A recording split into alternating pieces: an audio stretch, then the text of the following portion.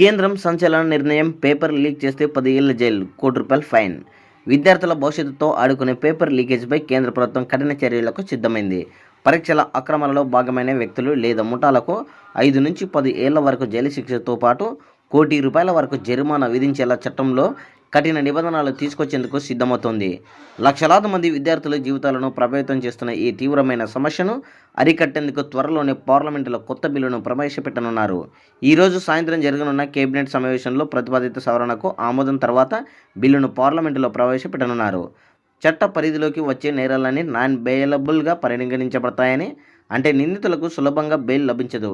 పరీక్షలు నిర్వహించే ప్రైవేట్ సంస్థలు లేదా సర్వీస్ ప్రొవైడర్లు అక్రమాలకు పాల్పడితే వారిపై ₹1,00,00,000 ఫైన్తో పాటు వారి ఆస్తులను కూడా జప్తు చేసే అవకాశం ఉంది.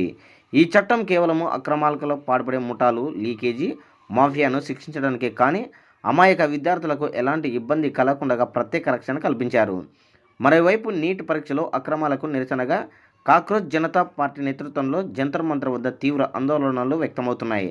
కేంద్ర విద్యాశాఖ మంత్రి ధర్మేంద్ర ప్రధాన్ తక్షణమే రాజీనామా చేయాలని, పరీక్ష రద్దు వల్ల నష్టపోయిన అభ్యర్థుల కుటుంబాలకు పరిహారం అందించాలని, అలాగే విద్యార్థులకు మద్దతుగా నిలిచి అరెస్టు అయిన క్లైమేట్ యాక్టివిస్ట్స్ సౌరభ్ వాంగ్చాండ్లకు వెంటనే విడుదల చేయాలని నిరసనకారులు డిమాండ్ చేస్తున్నారు.